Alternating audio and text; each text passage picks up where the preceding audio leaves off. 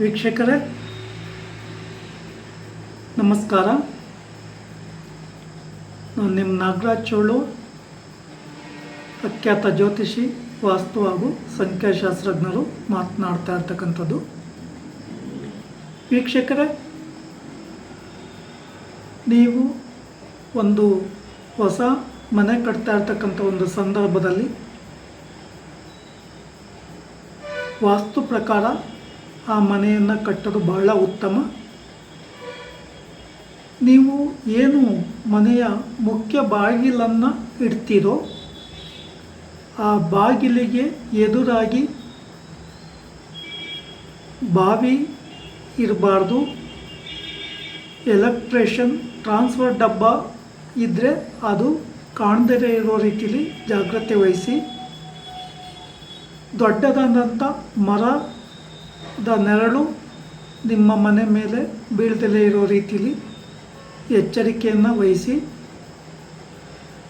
ಸಾಧ್ಯವಾದಷ್ಟು ಈಶಾನ್ಯದಲ್ಲಿ ದೇವರ ಮನೆಯನ್ನು ಮಾಡಿಕೊಳ್ಳಿ.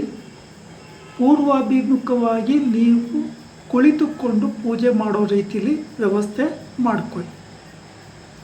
ಬಹುತೇಕ ಮನೆಗಳಲ್ಲಿ ದೇವರ ಮನೆಯನ್ನು ಮಾಡಿಕೊಂಡಿರ್ತಾರೆ. ಅಲ್ಲಿ ಮಾರ್ಬಲ್ ಹಾಕುವ ಗಡಿಬಿಡಿಯಲ್ಲಿ ಕಪ್ಪು ಬಣ್ಣದ ಮಾರ್ಬಲ್ಗಳನ್ನು ಹಾಕ್ತಾರೆ. ಆದರೆ ಕಪ್ಪು ಬಣ್ಣದ ಮಾರ್ಬಲ್ಗಳು ಉತ್ತಮ ಅಲ್ಲ. ದೇವರ ಮನೆಗೆ ಯಾವಾಗಲೂ ಹಳದಿ ಕಲರ್ ಅಥವಾ ಬಿಳಿ ಅಥವಾ ಕೇಸರಿ ಬಣ್ಣದ ಮಾರ್ಬಲ್ಸು ಮತ್ತು ಪೇಂಟಿಂಗ್ ಆದರೂ ಮಾಡ್ಬೋದು, ಅಥವಾ ಮಾರ್ಬಲ್ ಬೇಕಾದರೂ ಹಾಕ್ಬೋದು.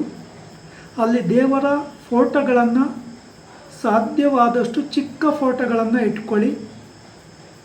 ನಿಮ್ಗೆ ಇಷ್ಟವಾಗಿರ್ತಕ್ಕಂಥ ದೇವರ ಫೋಟೋಗಳನ್ನು ಇಟ್ಕೊಂಡು ಪೂಜೆ ಮಾಡ್ಬೋದು. ದೇವರ ಚಿತ್ರಪಟಗಳು ನೋಡಲಿಕ್ಕೆ ಚೆನ್ನಾಗಿ ಇದ್ದರೆ ಬಹಳ ಉತ್ತಮ. ಫ್ರೇಮ್ ಯಾವಾಗಲೂ ಗೋಲ್ಡ್ ಕಲರ್ ಅಥವಾ ಕೇಸರಿ ಕಲರ್ನಲ್ಲಿ ಹಾಕ್ಸಿರಿ.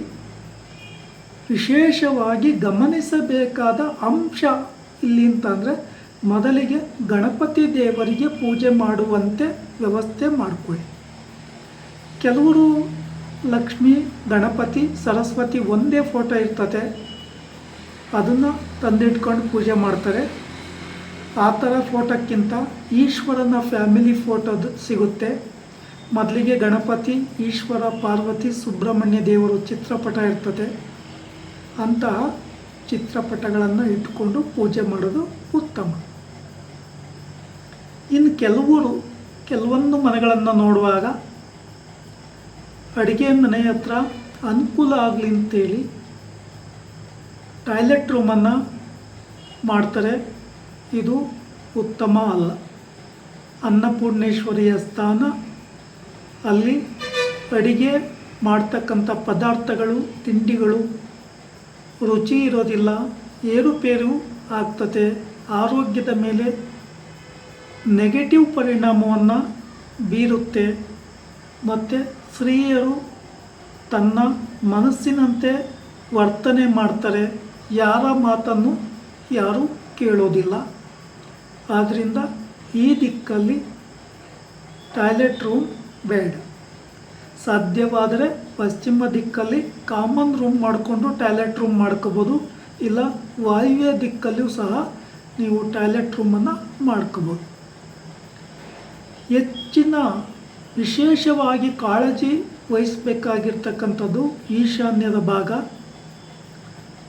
ಈ ದಿಕ್ಕಲ್ಲಿ ಯಾವುದೇ ಕಾರಣಕ್ಕೂ ನೆನಪಿಟ್ಕೊಳ್ಳಿ, ಮತ್ತೊಮ್ಮೆ ಹೇಳ್ತಾ ಇದ್ದೀನಿ, ಈ ದಿಕ್ಕಲ್ಲಿ ಯಾವುದೇ ಕಾರಣಕ್ಕೂ ಶೌಚಾಲಯದ ಗುಂಡಿ ಇರಬಾರ್ದು. ಈ ಶೌಚಾಲಯದ ಗುಂಡಿ ಏನಾದರೂ ಈ ದಿಕ್ಕಲ್ಲಿ ಬಂದರೆ, ಅಥವಾ ನೀವು ಟಾಯ್ಲೆಟ್ ರೂಮು, ಬಾತ್ರೂಮನ್ನು ಈ ದಿಕ್ಕಲ್ಲಿ ಮಾಡಿದರೆ ತುಂಬ ದೊಡ್ಡ ಸಮಸ್ಯೆಗೆ ಒಳಗಾಗ್ತೀರಿ. ಗಂಡು ಮಕ್ಕಳ ಸಂತಾನವೇ ಆಗೋದಿಲ್ಲ. ಈ ಮನೆ ಸಾಲಕ್ಕೆ ಒಳಗಾಗ್ತದೆ. ಎಷ್ಟೇ ಹಣ ಬಂದರೂ ಸಹ ಅಭಿವೃದ್ಧಿಯನ್ನು ಕೊಡೋದಿಲ್ಲ. ಈ ವಿಚಾರದಲ್ಲಿ ತುಂಬ ಹೆಚ್ಚಿನ ಜಾಗ್ರತೆ ಅವಶ್ಯಕ. ಹಾಗಿದ್ರೆ ಶೌಚಾಲಯದ ಗುಂಡಿಯ ಫಿಟ್ಟನ್ನು ಎಲ್ಲಿ ಮಾಡಬೇಕು ಅನ್ನುವ ಅನುಮಾನ ನಿಮಗಿದ್ರೆ ಈ ಶೌಚಾಲಯದ ಫಿಟ್ ಗುಂಡಿಯನ್ನು ಪಶ್ಚಿಮ ದಿಕ್ಕಲ್ಲಿ ಮಾಡ್ಬೋದು, ಇಲ್ಲ ಪಶ್ಚಿಮ ವಾಯುವ್ಯದಲ್ಲೂ ಮಾಡಲಿಕ್ಕೆ ಅವಕಾಶ ಇದೆ. ಉತ್ತರ ವಾಯುವ್ಯದ ನೀಚ ಸ್ಥಾನದಲ್ಲೂ ಸಹ ಈ ಶೌಚಾಲಯದ ಫಿಟ್ ಗುಂಡಿಯನ್ನು ಮಾಡ್ಬೋದು. ಈ ವಿಚಾರದಲ್ಲಿ ಅತಿ ಹೆಚ್ಚಿನ ಜಾಗೃತಿ ತೆಗೆದುಕೊಂಬೋದು ಭಾಳ ಉತ್ತಮ. ಇನ್ನು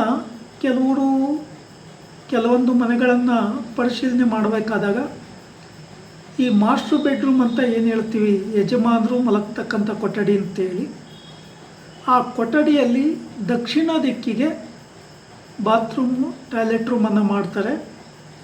ಆ ದಕ್ಷಿಣ ದಿಕ್ಕು ಅಟ್ಯಾಚ್ ಮಾಡಿದಂಥ ಒಂದು ಸಂದರ್ಭದಲ್ಲಿ ಬೆಂಕಿಗೆ ಸಂಬಂಧಪಟ್ಟ ದಿಕ್ಕಾದ್ದರಿಂದ ಇದು ಆ ಮನೆಯ ಯಜಮಾನರ ಮೇಲೆ ತುಂಬ ವೈಪರೀತ್ಯ ಪರಿಣಾಮವನ್ನು ಬೀರುತ್ತೆ.